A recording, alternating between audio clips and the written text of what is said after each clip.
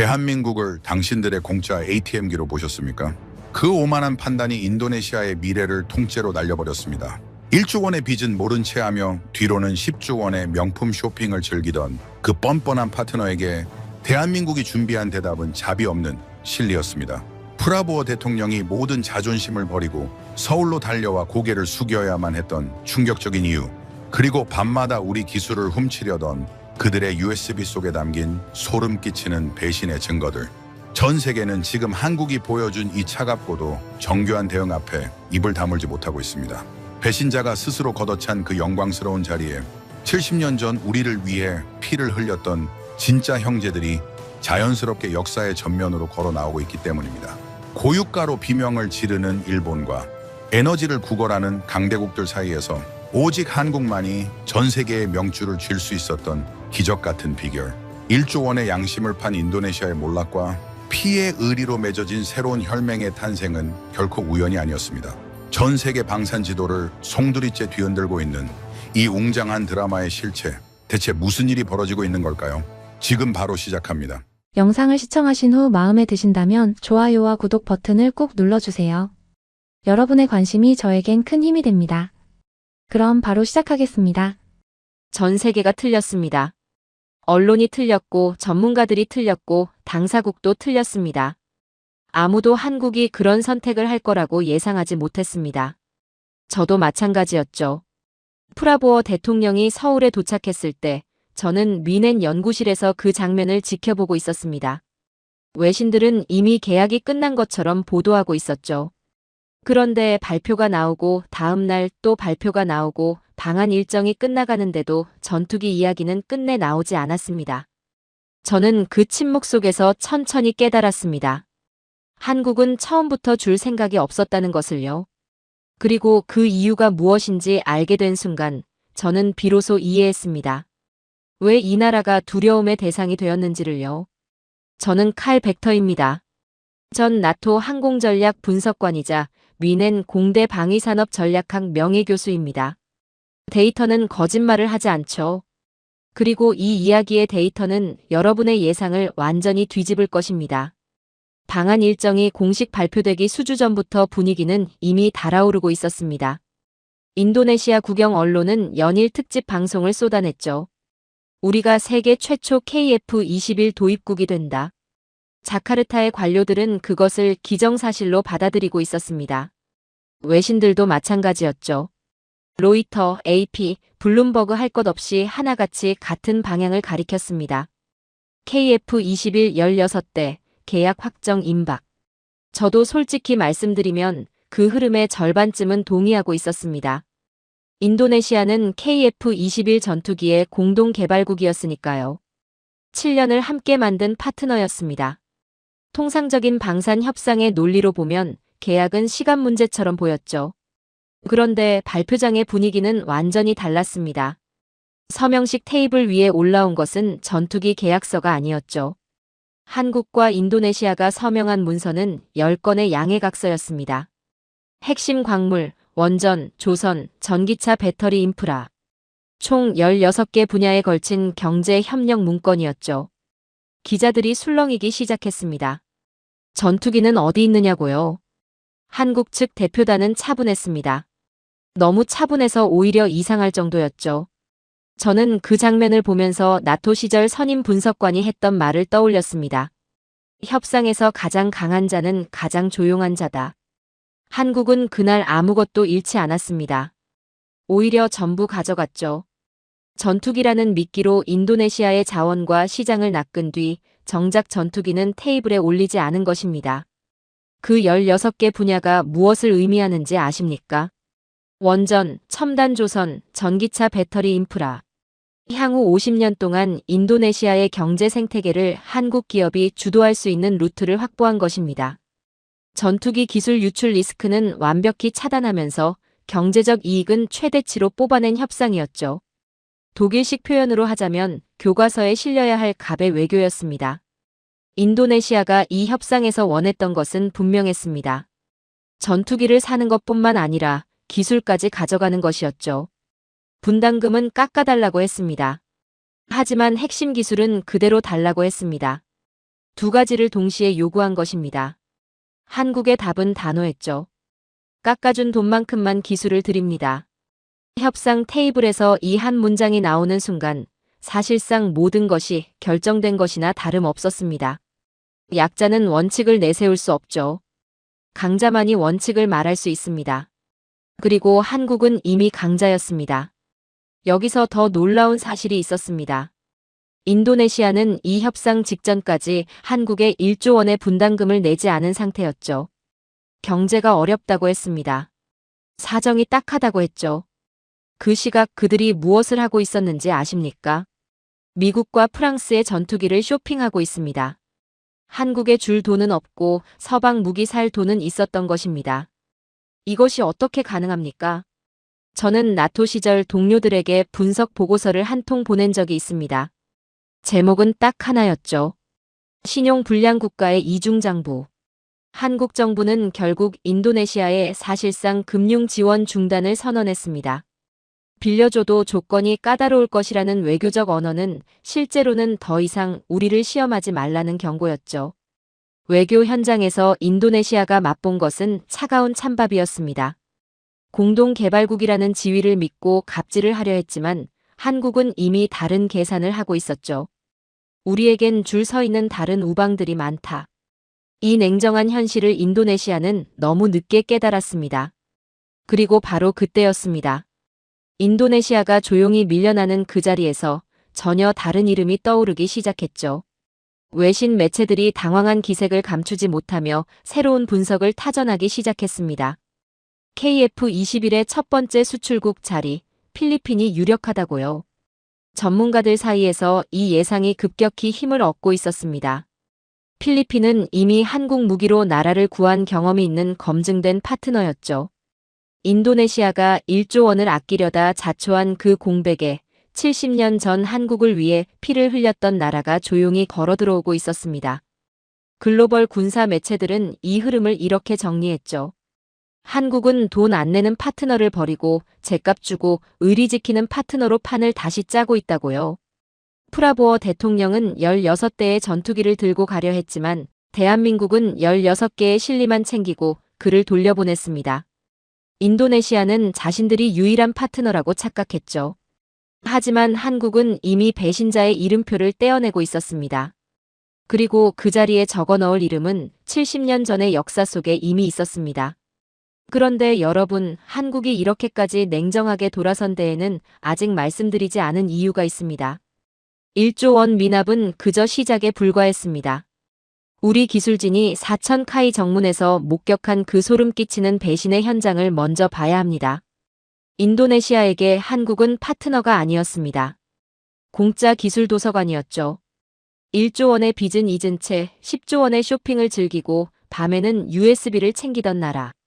하지만 그들이 끝까지 간과한 것이 하나 있었습니다. 한국의 인내심은 공짜가 아니라는 사실입니다. 저는 이 사건을 처음 접했을 때 솔직히 웃음이 나왔습니다. 코미디라고 생각했죠. 그런데 자료를 하나씩 들여다볼수록 웃음이 사라졌습니다. 이건 코미디가 아니었습니다. 치밀하게 설계된 배신이었죠. 시작은 돈이었습니다. 인도네시아는 KF-21 공동개발 분담금으로 총 1조 7천억 원을 내기로 약속했습니다. 그런데 납부 기한이 되자 말이 바뀌었죠. 경제가 어렵다고 했습니다. 팬데믹 여파라고 했죠. 한국 정부는 기다렸습니다. 일정을 늦춰줬고 분납도 허용했습니다. 배려였죠. 그런데 그 배려가 진행되는 동안 인도네시아는 다른 곳에서 지갑을 열고 있었습니다. 프랑스에서 라팔 전투기 42대를 샀습니다. 금액이 얼마였는지 아십니까? 약 10조 원이었습니다. 한국에 못 내겠다던 1조 원의 10배였죠. 거기서 끝이 아니었습니다. 미국의 F-15EX 도입 협상도 동시에 진행하고 있었습니다. 영국 파이낸셜 타임즈는 이 장면을 보고 이렇게 표현했죠. 국제방산 시장에서 유례를 찾기 힘든 계약 모독이라고요. 한국 정부가 인도네시아의 요구를 단호히 거절한 것은 자국의 첨단 기술 가치를 지키기 위한 지극히 정당한 방어였다고 했습니다. 맞는 말이었죠. 그런데 돈 문제는 사실 시작에 불과했습니다. 더 충격적인 일이 사천에서 벌어지고 있었으니까요. 2024년 1월 사천 카이 본사 정문에서 인도네시아 파견 연구원들이 적발되었습니다. 이들이 들고 나가려던 것은 USB였습니다. 7개였죠. 그 안에 담긴 자료는 49건이었습니다. 설계 도면, 소프트웨어 소스코드, 그리고 더 심각한 것이 있었습니다. 미국 정부의 수출 승인 관련 민감 문건이 포함되어 있었죠. 이게 왜 심각한 문제인지 아십니까? KF-21에는 미국의 핵심 기술이 일부 들어가 있습니다. 미국은 자국 기술이 포함된 무기 체계에 대해 제3국 이전을 엄격히 통제하죠. 만약 그 자료가 유출되었다면 KF-21 사업 전체가 흔들릴 수 있었습니다. 한미 동맹에도 균열이 생길 수 있는 절체절명의 위기였죠. 미국 군사 전문 매체 더 워조는 이 사건을 두고 이렇게 표현했습니다. 카이 본사에서 발생한 기술 유출 시도는 단순한 실수가 아닌 국가 간 신뢰의 사형 선고나 다름없다고요. 한국은 이제 인도네시아라는 리스크를 안고 갈 이유가 사라졌다고 했죠. 그런데 더 소름 끼치는 사실이 있었습니다. 이것이 처음이 아니었다는 것입니다. 조사 결과 인도네시아 연구원들은 파견 기간 내내 권한 밖의 자료에 지속적으로 접근하려 했던 정황이 드러났습니다. 7년이었습니다. 7년 동안 매일 같은 건물에서 함께 일하면서 그들은 한국의 기술을 빼내려 하고 있었죠. 파트너의 얼굴을 하고 스파이의 일을 한 것입니다. 방산업계는 경악했습니다. 홍콩 사우스 차이나 모닝포스트는 이렇게 썼죠. 한국은 더 이상 을이 아니다. 기술 유출 적발 이후 한국이 보여준 차가운 태도는 약속을 어긴 자에게는 어떤 최신 무기도 줄 수 없다는 강력한 경고라고 했습니다. 그런데 이 사람들이 얼마나 뻔뻔했는지 아십니까? USB 사건이 터진 그 시각에도 인도네시아 국방부는 자국민들에게 이렇게 말하고 있었습니다. KF-21 시제기 5호기는 우리 것이다. 우리가 세계 최초 도입국이 된다. 대대적인 홍보를 멈추지 않았죠. 들키지 않았다면 모든 것을 가져갈 수 있다고 믿었던 것입니다. 전투기만 문제가 아니었습니다. 잠수함도 있었죠. 인도네시아는 하나오션과 1조 1천억 원 규모의 잠수함 세척 계약을 체결했습니다. 도장을 찍었습니다. 그런데 입금을 하지 않았죠. 한국 기업은 계약을 믿고 수천억 원어치 자재를 선발주했습니다. 그 손해는 고스란히 한국 기업의 몫이 되었죠. 결말이 어떻게 됐는지 아십니까? 인도네시아는 프랑스 잠수함으로 갈아탔습니다. 한국 기술진이 인도네시아 현지까지 가서 잠수함 정비 기술을 가르쳐주고 기반 시설을 닦아줬는데 그 인프라를 그대로 들고 프랑스 잠수함을 들여온 것입니다. 제주는 한국이 부리고 돈은 프랑스가 챙긴 꼴이었죠. 파묘 이야기도 빼놓을 수 없습니다. 돈이 없다는 인도네시아에게 한국 정부는 파격적인 제안을 했습니다. 현금 대신 파묘로 내도 된다고 했죠. 파묘를 식용유로 가공해 재판매하는 복잡한 절차까지 검토하며 배려했습니다. 그런데 인도네시아가 어떻게 했는지 아십니까? 국제 파묘 가격이 폭등하자 비싸서 못 주겠다고 했습니다. 현물 납부마저 거부한 것입니다. 첨단 전투기 사업을 시장바닥 흥정 수준으로 끌어내린 것이죠. 이 사건 이후 한국 외교부 내에서는 인도네시아 기피 현상이 생겼다는 이야기가 나올 정도였습니다. 뻔뻔함은 거기서도 멈추지 않았죠. 인도네시아는 미국으로부터 최신 무기를 사고 싶었지만 거절당했습니다. 그러자 한국에 요구했습니다. KF-21 파트너이니 한국이 대신 미국을 설득하라고요. 자신들의 이기적인 목적을 위해 한국의 외교력을 방패로 쓰려 한 것입니다. 이쯤 되면 파트너가 아니라 갑질이죠. 동남아 군사 분석 매체 아시아 밀리터리 리뷰는 이 모든 상황을 이렇게 정리했습니다. 인도네시아가 KF-21 공동개발국이라는 지위를 이용해 갑질을 하던 시대는 끝났다고요. 이제 시장의 시선은 인도네시아가 아닌 한국과 피해 의리를 강조하는 필리핀으로 향하고 있다고 했습니다. 인도네시아가 USB에 담으려 했던 기술들은 이제 정당한 대가와 신뢰를 지불하는 국가들에게만 허락될 것이라고 했죠. 일본 언론도 가만히 있지 않았습니다. 데일리 신초는 자조 섞인 반응을 내놓았죠. 인도네시아는 일본의 철도 사업에서도 뒤통수를 쳤던 전적이 있다고 했습니다. 하지만 한국은 일본처럼 당하고만 있지 않았다고 했죠. 기술 유출이 발견되자마자 즉각 수사에 착수하고 분담금을 깎아준 만큼 기술 전수를 차단하는 한국의 대응은 일본 정부가 배워야 할 부분이라고 했습니다. 일본 언론이 한국을 부러워하는 날이 온 것입니다. 방산 협력에서 가장 비싼 비용은 기술이 아니라 신뢰입니다. 인도네시아는 1조 원을 아끼려다 전 세계 방산 시장에서 함께 일해서는 안 될 나라라는 낙인을 얻었습니다. 반면 한국은 이번 사건을 통해 미국의 기술을 얼마나 철저히 보호하는지 전 세계에 입증했죠. 포브스는 이렇게 썼습니다. 한국이 인도네시아의 뻔뻔한 요구를 거절한 것은 전략적으로 탁월한 선택이었다고요. 이제 한국은 더 부유하고 신뢰할 수 있는 파트너를 선택할 권리가 생겼다고 했습니다. 독일인의 시각에서 보면 이것은 코미디에 가깝습니다. 하지만 한국인들에게는 피눈물 나는 7년이었죠. 인도네시아는 자신들이 한국을 흔들 수 있다고 믿었습니다. 결과는 정반대였습니다. 배신의 탑이 무너져 내리는 순간 한국의 시선은 이미 다른 곳을 향하고 있었죠. 1조 원의 가치보다 더 소중한 피의 의리를 지켜온 나라. 70년 전 한국 도왔던 그들이 이제 보라매의 진짜 주인이 되기 위해 역사의 전면에 등장합니다. 인도네시아가 쫓겨났습니다. 7년을 함께했던 파트너가 블랙리스트에 올랐죠. 전 세계 방산업계는 술렁이기 시작했습니다. 그리고 모두가 같은 질문을 하기 시작했죠. 그렇다면 그 자리는 누가 차지하는 것인가요? KF-21 1호 수출국의 영예, 그 황금 티켓은 대체 어느 나라의 손에 쥐어지는 것인가요? 후보는 여럿이었죠. 중동의 오일머니를 등에 업은 나라들도 있었고 유럽의 안보 불안에 떨던 나라들도 있었습니다. 그런데 방산 전문가들 사이에서 가장 유력하게 거론된 이름은 의외였죠. 화려한 자본력도 아니었고 거대한 영토도 아니었습니다. 작은 섬나라였죠.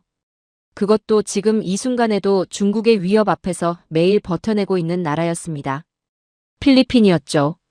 처음 이 분석을 들었을 때 저도 고개를 갸웃했습니다. 왜 필리핀인가요? 자본력으로 보면 중동이 압도적이고 전략적 가치로 보면 유럽도 밀리지 않죠. 그런데 전문가들은 하나같이 필리핀을 지목했습니다. 그 이유를 파고들수록 저는 이것이 단순한 방산 거래가 아니라는 것을 깨달았죠. 이것은 70년에 걸친 이야기였습니다. 1950년 6월 한반도에 전쟁이 터졌습니다. 세계는 혼란스러웠죠. 아시아 국가들 대부분은 침묵했습니다. 인도네시아도 마찬가지였죠. 중립이라는 이름으로 눈을 감았습니다. 그런데 단 한 나라가 달랐습니다. 아시아 국가 중 가장 먼저 파병을 결정한 나라 필리핀이었죠. 총 7,420명의 전투병력을 보냈습니다. 미국, 영국에 이어 세 번째로 큰 규모였죠. 이름도 생소한 나라의 자유를 위해 필리핀은 자국의 청년들을 기꺼이 보낸 것입니다.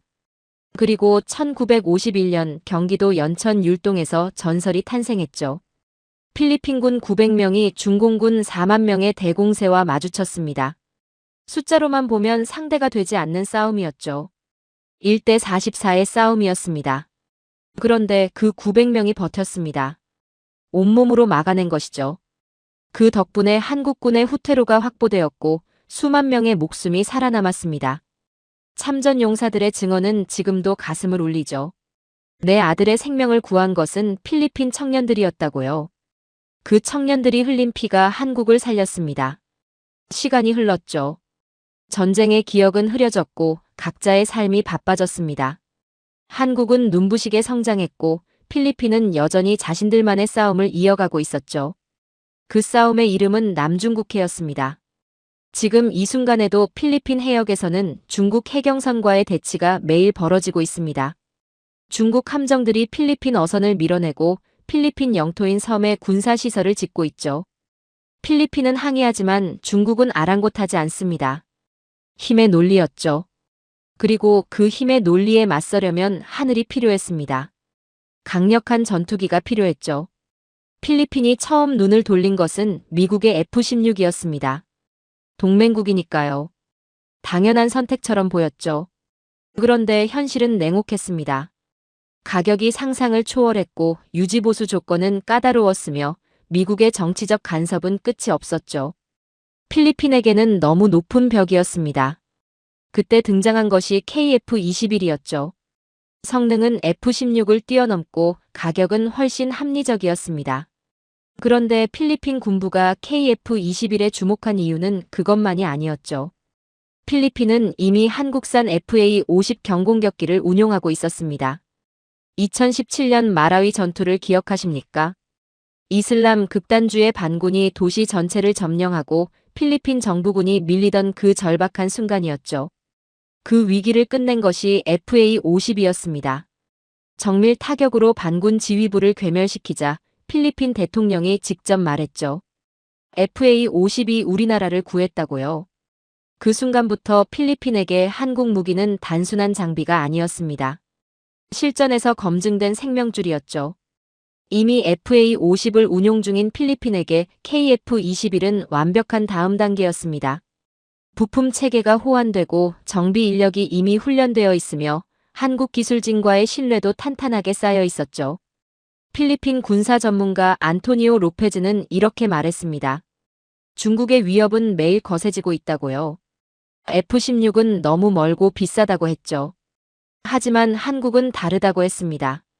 한국은 필리핀과 피를 나눈 형제이며 무엇보다 약속한 날짜에 무기를 정확히 가져다 준다고 했죠. KF-21은 필리핀 공군이 중국에 맞설 수 있는 마지막 기회라고 했습니다. 한국이 필리핀에게 신뢰를 얻은 이유는 또 있었습니다. 한국은 팔고 끝내는 나라가 아니었죠. 서방 국가들이 무기를 팔고 나몰라라 할 때 한국은 끝까지 옆에 있었습니다. 납기는 정확했고 사후 관리는 철저했죠. 인도네시아가 잠수함 계약을 파기하고 프랑스로 눈을 돌릴 때 필리핀은 반대로 움직였습니다. 호위함, 초계함, 원양경비함까지 해군 주력 함정 대부분을 한국 현대중공업에 발주한 것이죠. 우리의 바다는 한국 배가 지킨다는 말이 필리핀 군부에서 나올 정도였습니다. 올인이었죠. 제인스 디펜스는 이렇게 분석했습니다. 인도네시아의 신뢰도가 정크 등급으로 추락한 지금 필리핀은 한국 무기 체계의 전략적 요새가 되었다고요. FA-50의 실전 성공은 KF-21 도입의 가장 강력한 보증수표라고 했죠. 그리고 여기에 가슴 뭉클한 장면이 하나 있습니다. 한국이 필리핀의 초계함을 기증했을 때 필리핀은 그 배에 이름을 붙였습니다. 6.25 전쟁 영웅 콜라도 얍 상사의 이름이었죠. 율동 전투에서 산화한 필리핀 영웅의 이름을 배에 새긴 것입니다. 잊지 않았다는 뜻이었죠. 70년이 지나도 그 피의 기억을 간직하고 있었습니다. 저는 이 장면을 접했을 때 독일인으로서도 적잖이 놀랐습니다. 국가 간의 관계에서 이런 방식으로 역사를 기억하는 나라는 흔치 않으니까요. 인도네시아는 한국의 기술을 USB에 담아 훔치려 했습니다. 필리핀은 70년 전 한국을 지키기 위해 피를 아끼지 않았죠. 배신자는 블랙리스트로, 형제는 하늘로. 독일인인 저도 이 결말 앞에서는 할 말이 없었습니다. 너무나 완벽한 권선징악이었으니까요. 그런데 여러분, 이 이야기는 여기서 끝이 아닙니다. 필리핀이 의리로 보라매의 주인이 될 명분을 쌓았다면 이제는 그 날개에 거대한 추진력을 달아줄 큰손들이 움직일 차례였죠. 1조 원에 벌벌 떨던 인도네시아는 상상도 못할 규모였습니다. 수십조 원의 오일머니를 들고 진짜 거물들이 한국을 향해 달려오고 있었죠. 인도네시아가 1조 원의 미납금에 벌벌 떨며 식용유 값을 따질 때 중동의 거물들은 수십조 원의 수표와 2,400만 배럴의 원유 보따리를 들고 사천으로 달려왔습니다. 배신자는 쫓겨나고 진짜 큰 손들이 판을 흔들기 시작했죠. 저는 이 장면을 보면서 나토 시절 동료에게 전화를 걸었습니다. 한국이 해냈다고요. 단순히 전투기를 잘 만든 게 아니라 방산을 에너지 외교와 결합하는 전략을 완성했다고 했죠. 동료는 잠시 침묵하다가 이렇게 말했습니다. 독일도 못한 일을 한국이 해낸 것 같다고요. 시작은 하늘이었습니다. 중동의 하늘이었죠. 최근 중동 분쟁에서 한국산 요격 미사일 천궁2가 실전에 투입되었습니다. 결과가 어땠는지 아십니까? 명중률 96%였습니다. 이란이 쏘아올린 미사일들이 UAE의 하늘에서 하나씩 격추되는 장면을 보며 중동 전역은 경악했죠. 미국 패트리어트 미사일도 하지 못한 일을 한국 미사일이 해낸 것입니다. 그 순간부터 UAE 왕실의 태도가 달라졌습니다. 한국에 완전히 마음을 연 것이죠. 알자지라는 이렇게 보도했습니다. 미국과 프랑스 무기에 의존하던 시대는 갔다고요. 천궁2의 실전 성공은 중동 국가들에게 한국 무기는 반드시 사야 한다는 확신을 주었다고 했죠. 특히 KF-21 사업에 대한 UAE의 참여는 단순한 구매가 아닌 미래 항공우주 패권을 향한 전략적 동맹이라고 했습니다.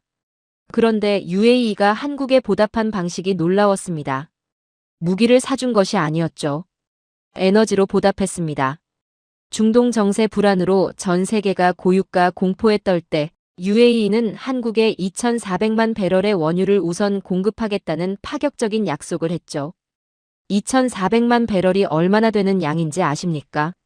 한국 전체가 한 달 가까이 쓸 수 있는 막대한 양입니다. 전투기 기술이 나라 전체에 불을 밝힌 것이죠.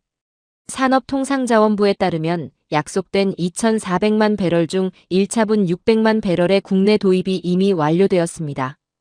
200만 배럴은 이미 하역을 시작했고 나머지도 4월 중 완벽하게 입고될 예정이죠. 전 세계가 덜덜 떠는 고유가 폭풍 속에서 한국만 여유롭게 웃을 수 있게 된 것입니다. 잠깐 비교해 볼까요? 파묘 가격이 조금 올랐다고 현물 납부를 거부했던 나라가 어디였죠? 인도네시아였습니다. 그런데 UAE는 전 세계가 에너지 위기로 신음하는 순간에 2,400만 배럴을 먼저 챙겨줬습니다. 이것이 파트너의 차이입니다. 이것이 신뢰의 무게죠. 블룸버그는 이 장면을 두고 이렇게 표현했습니다. 한국은 방산 수출을 단순한 돈벌이가 아닌 에너지 안보와 결합하는 영리한 전략을 취했다고요. 중동 국가들이 원유 공급 우선권을 한국에 부여한 것은 KF-21이라는 강력한 기술 파트너를 놓치지 않겠다는 강력한 메시지라고 했죠. 그리고 5월 더 큰 소식이 기다리고 있습니다. UAE 대규모 사절단이 방한할 예정이죠. 이들의 목적은 단 하나입니다. 인도네시아가 쫓겨난 그 자리를 대신해 KF-21 블록3 공동 개발 계약을 체결하는 것이죠. 블록3가 무엇인지 아십니까? 현재의 KF-21을 넘어 5.5세대, 나아가 6세대로 진화하는 미래형 전투기입니다. 인도네시아가 1조 원 미납으로 징징댈 때 UAE는 수조 원의 개발비를 한 번에 쏘겠다는 기세를 보이고 있죠. 스케일 자체가 다른 것입니다. UAE가 원하는 것은 단순히 기체를 사는 것이 아니었습니다. 더 큰 꿈이 있었죠. 자신들의 강점인 무인기 기술을 KF-21과 결합하는 유무인 복합체계, 이른바 멈티 구축이었습니다. 조종사 없이 드론 편대를 이끌며 작전을 수행하는 6세대 전투의 미래를 한국과 함께 설계하겠다는 것이죠. 인도네시아가 USB의 설계도를 몰래 담으려 했을 때 UAE는 함께 새로운 설계도를 그리자고 제안하고 있는 것입니다. 이 차이가 보이십니까? 그런데 중동의 큰 손은 UAE만이 아니었습니다. 사우디아라비아가 있었죠. K2 전차를 샀고 K9 자주포를 샀으며 천궁2까지 싹쓸이한 나라입니다. 그 사우디 공군 사령관이 직접 사천카이 본사를 방문했습니다. 그리고 전 세계가 경악할 장면이 펼쳐졌죠. KF-21 시제기에 그려진 인도네시아 국기를 사우디 국기로 덮어버린 것입니다. 사진 한 장이었습니다. 하지만 그 사진이 전 세계 방산업계에 던진 메시지는 명확했죠. 인도네시아의 시대는 끝났다는 선언이었습니다. 말이 필요 없었죠. 국기 하나가 모든 것을 말해줬습니다. 숫자를 보면 더 실감이 납니다. 인도네시아는 1조 원을 아끼려다 국가 신용이 추락했습니다. 반면 중동은 한국에 300억 달러, 약 40조 원 규모의 투자를 약속했죠. 40조 원입니다. 인도네시아가 내지 않은 1조 원의 40배입니다. 이제 사천카이 정문에는 인도네시아 연구원의 낡은 가방 대신 중동 왕실의 전용기와 VVIP들의 발길이 끊이지 않고 있죠. 같은 정문입니다. 하지만 드나드는 사람이 완전히 달라졌습니다. 데이터는 아주 정직하죠. 1조 원을 아끼려던 인도네시아는 40조 원의 투자 기회와 에너지 안보라는 황금 동아줄을 스스로 끊어버렸습니다. 반면 한국은 위기를 기회로 바꿔 전 세계가 부러워하는 에너지 방산 강국의 반열에 올랐죠. 천궁2 하나가 UAE의 하늘을 지키고 그 보답으로 2,400만 배럴의 원유가 한국으로 흘러들어오는 이 구조가 보이십니까? 무기가 에너지가 되고 에너지가 안보가 되는 완벽한 선순환입니다. 독일인인 저도 이 전략 앞에서는 솔직히 부러웠습니다. 그런데 여러분, 한국이 중동과의 에너지 방산 혈맹을 구축하며 전 세계의 부러움을 사는 이 광경을 피눈물을 흘리며 지켜보는 나라가 있었습니다. 한국의 발빠른 행보에 허를 찔린 채 고유가와 정책 실패의 늪에 빠져 침몰해가는 나라였죠. 바로 일본이었습니다. 일본이 정유사 보조금 파티를 벌이며 4개월의 비축유 카운트다운을 세고 있을 때 한국은 전 세계를 누비며 원유와 나프타를 쓸어담고 있었습니다. 에너지가 끊긴 섬나라의 미래 전투기는 사치일 뿐이죠. 이제 하늘의 주인이 바뀐 이유, 그 냉혹한 진실을 공개합니다. 저는 나토에서 일하는 동안 한 가지 원칙을 배웠습니다. 전투기는 하늘을 날지만 그 전투기를 띄우는 것은 결국 에너지라는 것이죠. 연료가 없는 전투기는 그냥 비싼 고철입니다. 그리고 지금 일본이 정확히 그 위기 앞에 서 있습니다. 중동 정세가 악화되면서 호르무즈 해협이 봉쇄 위기에 처했습니다. 이 해협이 막히면 어떤 나라가 가장 먼저 무너지는지 아십니까?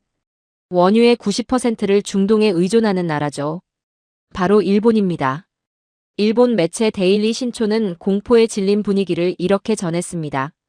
이란 공격이 장기화되면 전기요금이 사상 최고치를 경신할 것이라고요.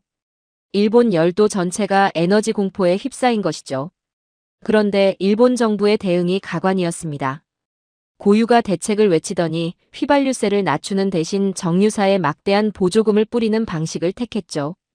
일본 국민들이 들고 일어났습니다.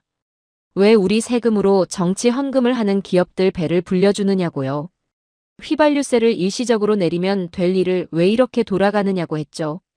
정경유착과 무능에 대한 분노가 인터넷을 뒤덮었습니다. 데일리 신초는 씁쓸한 한마디를 남겼죠. 나중에 그때는 평화로웠다며 되돌아볼 날이 올지 모른다고요. 벚꽃 구경을 즐기는 지금 이 순간이 훗날 마지막 여유로 기억될 수도 있다는 경고였습니다. 그러면 같은 시각 한국은 무엇을 하고 있었을까요? 잠들지 않고 있었습니다. UAE에서 2,400만 배럴 원유 우선 공급권을 따낸 것으로도 모자라 한국 정부는 동시에 여러 방향으로 움직이고 있었죠. 러시아산 나프타 2만 8천 톤을 긴급 도입했습니다. 미국, 남미, 호주 등 대체 수급처도 미리 뚫어놓았죠.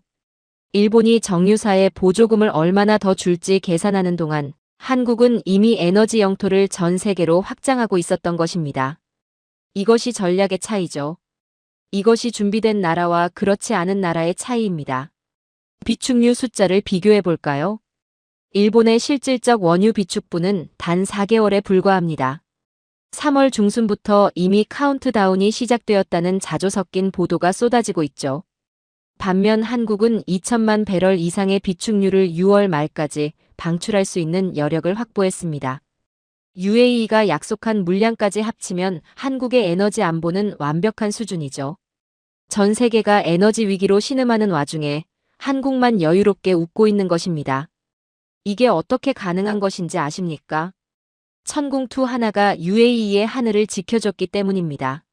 무기가 에너지가 되고 에너지가 안보가 되는 완벽한 선순환이죠.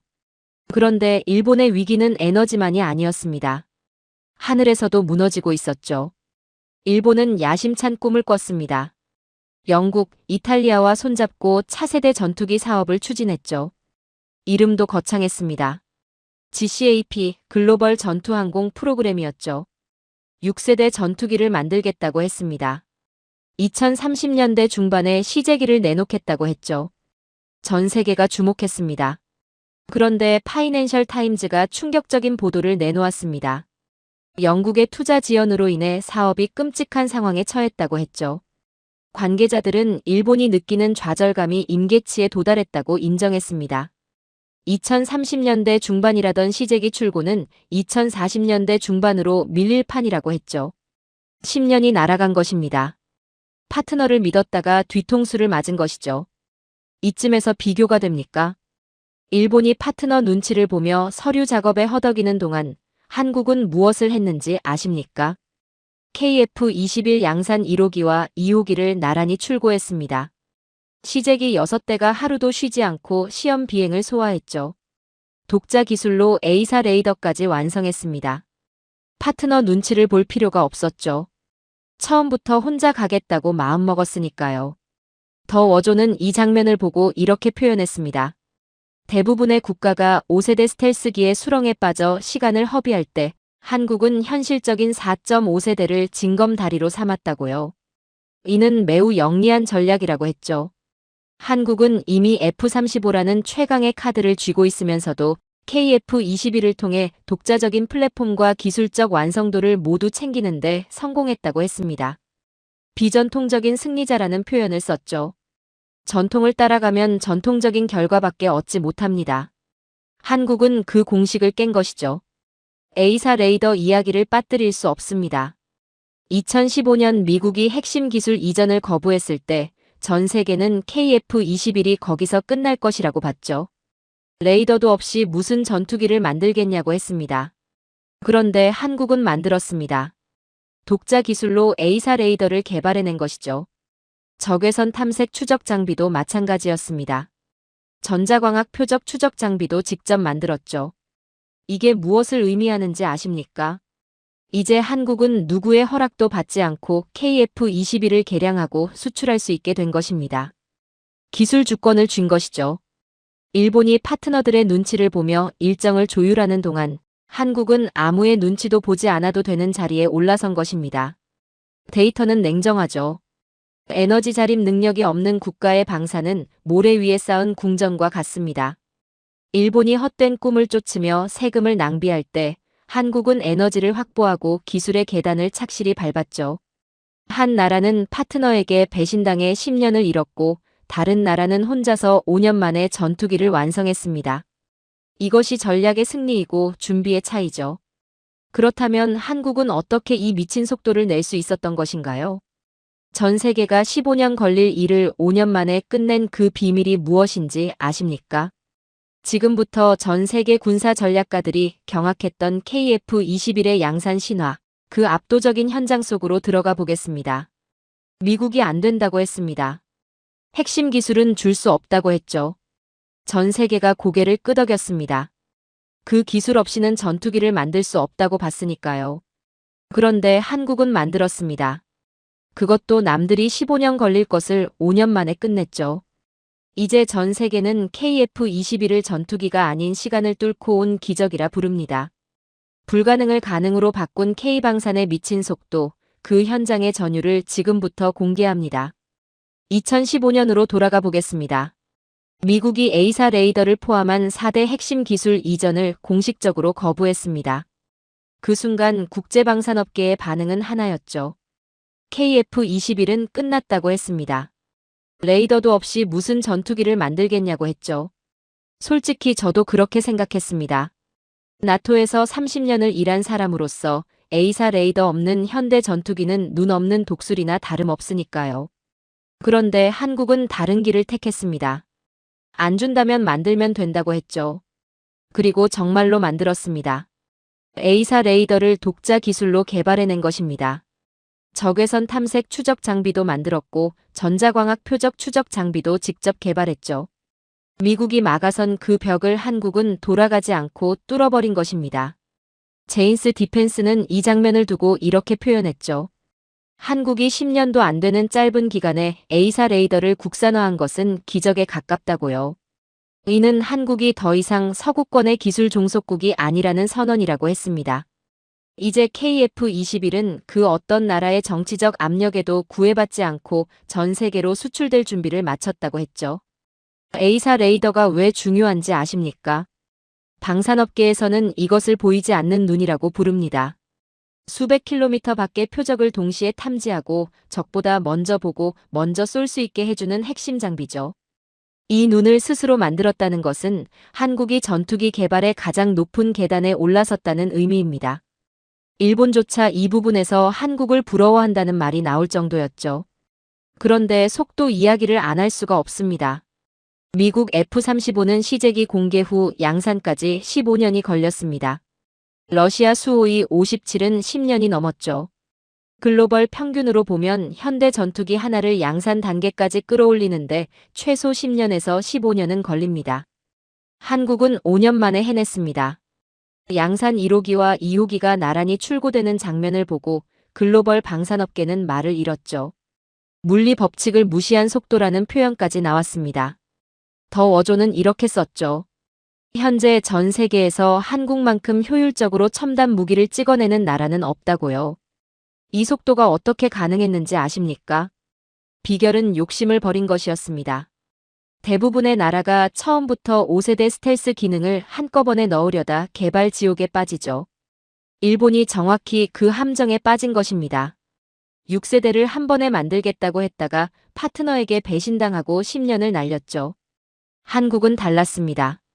현실적인 4.5세대 블록 1을 먼저 완성하겠다고 했습니다. 그리고 그 다음에 5세대 블록 2로 진화하고 이후 6세대 블록 3로 올라가겠다는 단계적 전략을 택했죠. 리스크는 줄이고 실전 배치는 앞당기는 영리한 선택이었습니다. 더 워조는 이 전략을 두고 이렇게 극찬했죠. 서울의 전략은 매우 영리했다고요. 5세대 스텔스라는 수렁에 빠지는 대신 4.5세대를 완성하고 진화하는 방식을 택했다고 했습니다. 리스크를 관리하면서도 최신 기술을 즉각 실전에 배치할 수 있는 최고의 방법이라고 했죠. 시제기 이야기도 빠뜨릴 수 없습니다. 6대의 시제기가 있었죠. 이 6대가 하루도 쉬지 않고 하늘을 누볐습니다. 독도 상공을 날았고 이어도 상공을 날았죠. 한 대가 정비를 받는 동안 나머지 5대가 시험 비행을 이어갔습니다. 방산업계에서는 이 6대를 보람의 독수리 6형제라고 불렀죠. 이들이 쉬지 않고 쌓아 올린 비행 데이터가 KF-21을 완성시켰습니다. 그리고 이제 러시아와 프랑스가 긴장하기 시작했습니다. 러시아제 전투기는 우크라이나 전쟁 이후 신뢰도가 바닥에 떨어졌죠. 프랑스 라팔은 성능은 좋지만 가격이 너무 비쌉니다. 그 사이에 빈자리를 KF-21이 정확히 파고들고 있는 것입니다. 성능은 미군 수준인데 가격은 합리적이고 납기는 미친 듯이 빠릅니다. 전 세계 중견국들이 꿈꾸던 완벽한 대안이 나타난 것이죠. 더 워조는 한국을 이렇게 불렀습니다. 최상위 기술과 합리적인 가격 사이에서 최적의 균형점을 찾아낸 유일한 나라라고요. 독일이 서류 작업에 5년을 보낼 때 한국은 비행기를 만들어 띄웠죠. 저는 독일인으로서 이 말을 하기가 좀 민망합니다만 사실이니까요. 이 속도는 단순한 근면함이 아닙니다. 국가의 생존을 건 절박함이 만들어낸 결과죠. 그리고 그 절박함이 세계 방산 시장의 판도를 바꾸고 있습니다. 한국이 이 미친 속도로 하늘의 질서를 재편하자 전 세계의 지도가 요동치기 시작했습니다. 자신의 나라를 지킬 절박한 창이 필요한 국가들이 사천으로 몰려들고 있죠. 인도네시아가 벌인 번호표를 뺏기 위해 전쟁터보다 더 뜨거운 외교 전쟁이 벌어지고 있습니다. 인도네시아가 쫓겨난 그 자리를 차지하기 위해 이제는 전 세계 국가들이 수십조 원의 수표를 들고 사천의 텐트를 치고 기다리고 있습니다. 미국이 긴장하고 프랑스가 경악하는 이유가 있죠. 이제 전투기 시장의 갑은 대한민국이기 때문입니다. 저는 나토에서 일하는 동안 전투기 시장의 법칙을 하나 배웠습니다. 파는 쪽이 갑이 아니라 살 수 있는 쪽이 갑이라고요. 미국이 F-35를 팔 때는 미국이 갑이었습니다. 러시아가 수호이를 팔 때는 러시아가 갑이었죠.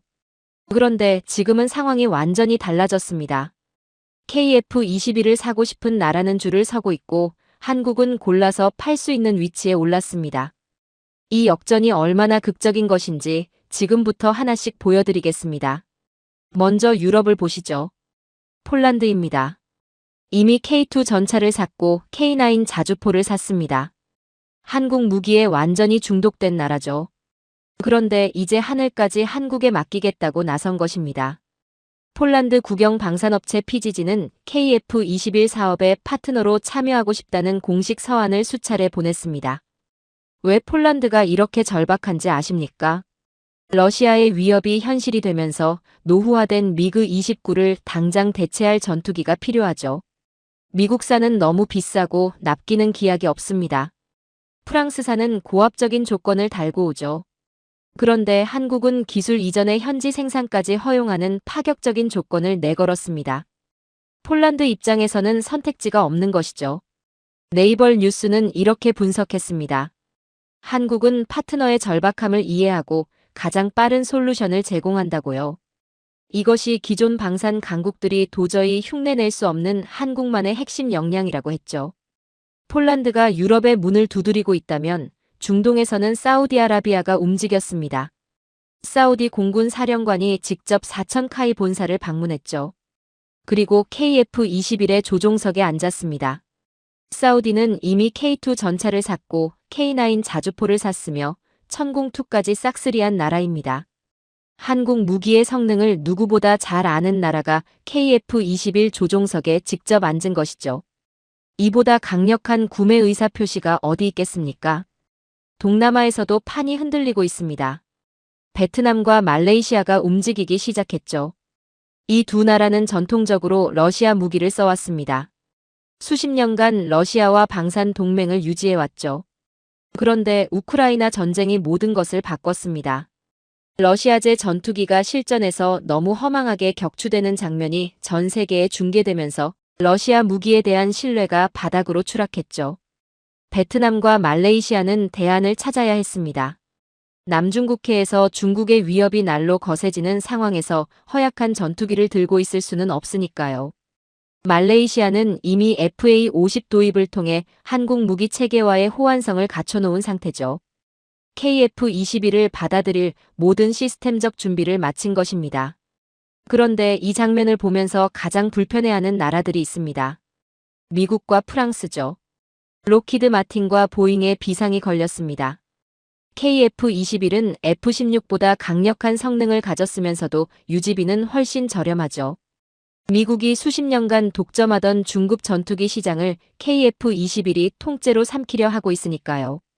미국 방산업계에서 가장 위협적인 경쟁자가 나타났다는 말이 나오는 것이 당연합니다. 제인스 디펜스는 이 상황을 이렇게 분석했죠. KF-21은 기존 전투기 시장의 생태계를 파괴하고 있다고요. 미국산의 비싼 가격과 러시아산의 낮은 신뢰도 사이에서 방황하던 국가들에게 한국은 완벽한 정답을 제시했다고 했습니다. 이제 유럽과 중동의 공군력은 한국산 플랫폼을 중심으로 재편될 가능성이 매우 높다고 했죠. 프랑스도 마찬가지입니다. 인도네시아에 라파를 팔며 승전고를 울렸던 프랑스가 이제 사색이 되었죠. 한국은 기체만 파는 게 아니라 기술 이전과 현지 생산이라는 파격적인 조건을 내걸기 때문입니다. 프랑스의 고압적인 영업 방식에 지쳐있던 나라들이 대거 한국으로 발길을 돌리고 있죠. 무기를 팔면서 정치적 조건을 잔뜩 달아오는 서방 강국들과 달리 한국은 당신들의 안보를 지켜주러 왔다는 실리적 태도를 취합니다. 이 정치적 무색무취가 중동과 아시아 국가들이 미국 대신 한국을 선택하게 만드는 결정적인 이유죠. 거기에 한국만의 전설적인 사후 관리가 더해집니다. 외산 무기를 사면 부품 하나 받는데 몇 달씩 걸리는 것이 보통이죠. 그런데 한국은 다릅니다. 부품이 다음날 도착한다는 말이 과장이 아닙니다.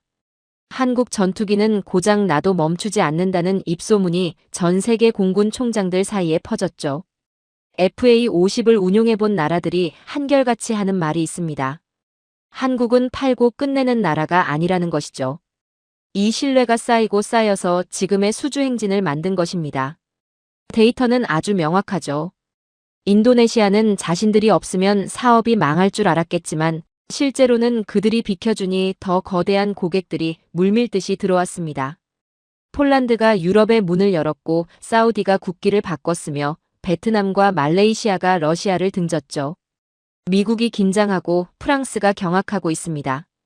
이것이 바로 진짜 실력의 힘이죠. 실력이 있으면 문은 저절로 열립니다.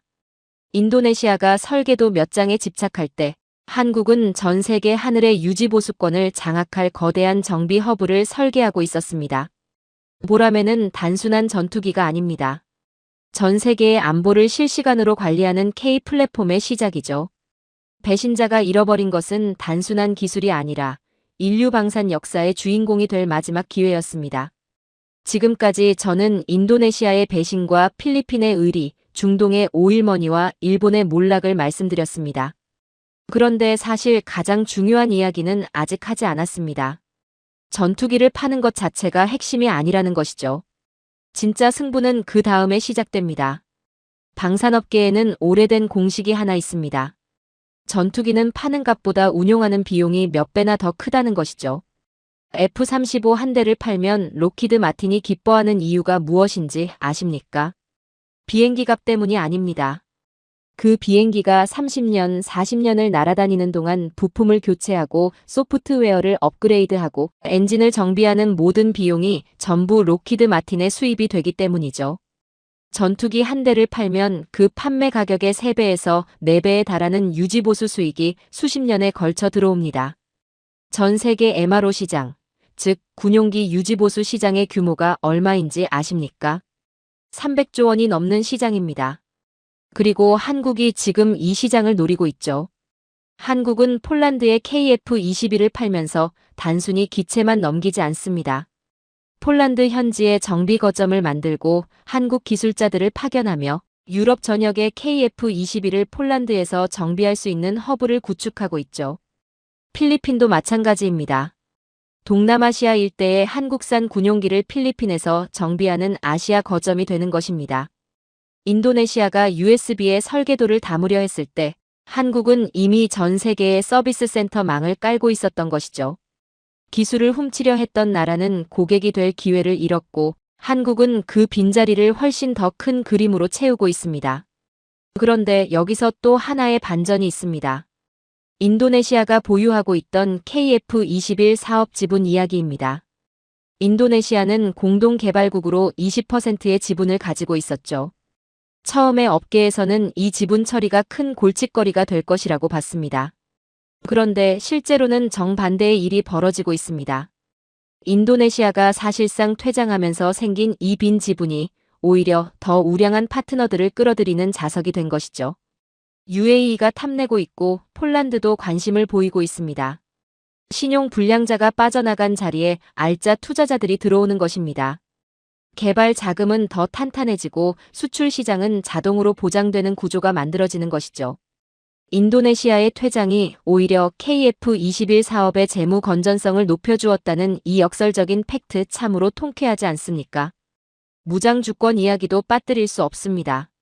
한국은 과거 F-15K와 F-16을 운용하면서 미국산 미사일만 달 수 있었습니다. 소프트웨어 하나를 수정하려 해도 미국의 허락이 필요했죠. 내 비행기인데 내 마음대로 할 수 없는 상황이었습니다. 이것이 외산 전투기의 본질적인 한계죠. KF-21은 다릅니다.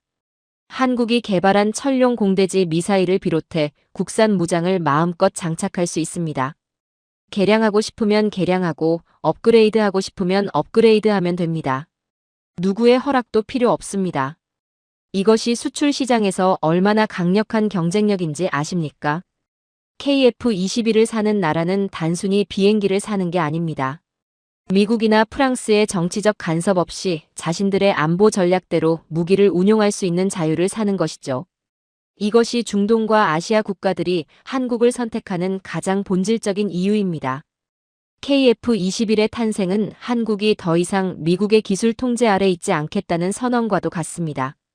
보라매는 한국의 진정한 독립을 상징하는 비행기이기도 하죠. 그리고 KF-21은 끝이 아닙니다. 이 플랫폼이 앞으로 어디로 뻗어나갈지 아십니까? 해군이 수건처럼 바라던 항모 탑재용 전투기 KF-21N이 파생될 예정입니다. 한국형 항공모함에서 이착륙하는 KF-21N과 국산 기술로 만든 조기 경보기가 하늘에서 편대를 이루는 장면을 상상해 보십시오. 공중에서 작전을 지휘하는 조기 경보기, 그 아래를 누비는 KF-21 편대, 그리고 바다에서 출격하는 함재기까지. 이 모든 것이 한국 기술로 가능해지고 있죠. 인도네시아가 훔치려 했던 4.5세대 기술은 이미 과거가 되어가고 있습니다. 한국은 그 기술을 발판 삼아 해군과 공군의 모든 전력을 국산화하는 군사적 자립을 완성해가고 있죠. K2 전차가 있고 K9 자주포가 있으며 천궁 미사일이 있습니다. 그리고 이제 KF-21이 있죠. 탱크, 자주포, 미사일에 이어 방산의 꽃이라 불리는 전투기까지 완성함으로써 한국은 미국, 러시아, 프랑스와 어깨를 나란히 하는 방산 4강 반열에 올라서고 있는 것입니다. 전 세계 군용기 MRO 시장의 주도권을 잡고 독자적인 무장 주권을 쥐며 우량 파트너들과 함께 미래 전투기를 설계하는 나라. 그 나라가 지금의 한국이죠. 미국의 무기는 너무 비싸고 정치적입니다. 러시아 무기는 신뢰가 무너졌죠. 프랑스는 고압적이고 영국은 파트너를 배신합니다. 그 모든 빈자리를 한국이 채우고 있습니다. 전 세계 중견국들에게 가장 합리적인 가격에 최고의 안보를 보장하는 유일한 대안이 된 것이죠. 이것이 보라매가 전 세계 하늘을 덮게 될 진짜 이유입니다. 인도네시아는 과거를 훔치려 했지만 한국은 미래를 설계했습니다. 보라매가 그리는 궤적은 이제 전 세계 방산의 새로운 표준이 되어가고 있죠. 정의는 실력 위에 세워질 때 가장 강력합니다. 그리고 한국은 지금 그 강력한 정의의 주인이 되어가고 있습니다. 오늘의 사연은 여기까지입니다. 배신은 반드시 대가를 치르고 의리는 반드시 보상받습니다. 인도네시아는 1조 원을 아끼려다 전 세계 방산 시장에서 스스로 무너져가고 있고 필리핀은 70년 전 흘린 피가 지금 이 순간 가장 강력한 자산이 되어가고 있습니다. 대한민국은 오늘 전 세계에 증명했습니다. 가장 강한 나라가 아니라 가장 의로운 나라가 결국 하늘을 지배한다는 것을요. 보라매는 단순한 전투기가 아닙니다. 70년의 기다림과 피의 약속이 날개를 달고 하늘로 오르려 하고 있죠. 대한민국의 하늘은 이제 시작입니다. 긴 영상 시청해주셔서 감사합니다. 내일은 더 좋은 영상으로 찾아오겠습니다.